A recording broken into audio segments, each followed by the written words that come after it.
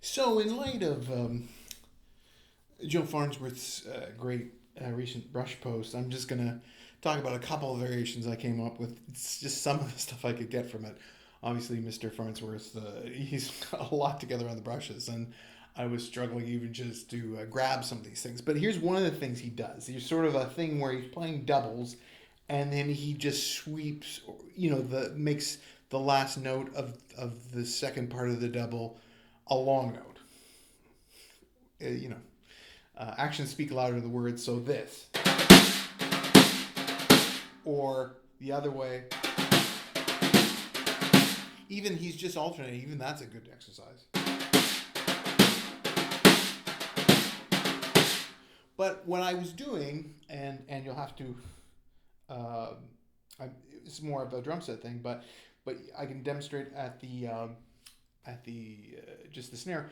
Is I was doing something where I would make it a 5 beat thing each part of that double, and then just add a note with the foot, and then you end up with a 5 beat thing, which is sort of cool. So anything like 1 2 1 2 3 4, or off the other hand, the other foot, 1 2 3 4 right? That's sort of cool. And then oddly enough, that led me to using a similar idea with sticks and just changing the last note of a double with sticks articulation wise. So you could do the same thing that Farnsworth did, except making the last note a sweep, making it say a dead stroke. So we get right. Sorry, the other snare drum's ringing. Or off the other hand, so you get that pitch bend. Or you could make it the last note of buzz. Maybe we'll do it with the snares on, and that's a nice sound too. Or and then again, you can do the same 5 beat sort of things, right? You could go. Let's maybe play on the rims. That may be fun. 1 2 1 2 3 4. 2 3 4 2 3 3 4 3 3, right? Or the other way. Off the other hand, let's make one hand a cross stick. 1 2 3 4. One. Try again. 1 2 3 4.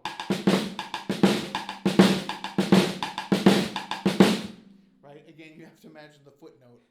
Footnote, yeah. Because I don't have. I'm not doing this as a drum set. It's sort of hard to film this angle this way.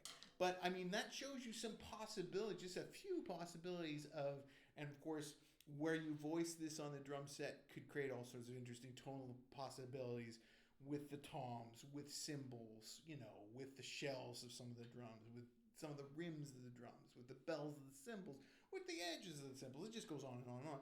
So again, often the building blocks of some really cool ideas can be very simple materials, and I think the other thing to keep in mind is if you see somebody doing something spectacularly, like I saw Joe Farnsworth playing brushes, don't think, oh man, I can't do that. And maybe you can't at this point do all of that. But even just try and find one thing and try to make some some vocabulary out of that. It doesn't have to be, the whole alphabet. If you can do something with the letter A, that's saying a lot. Put aardvark. That has like three A's in it, doesn't it? Anyway, as I digress, as I tend to.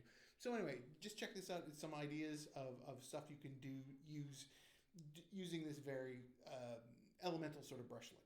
Thank you.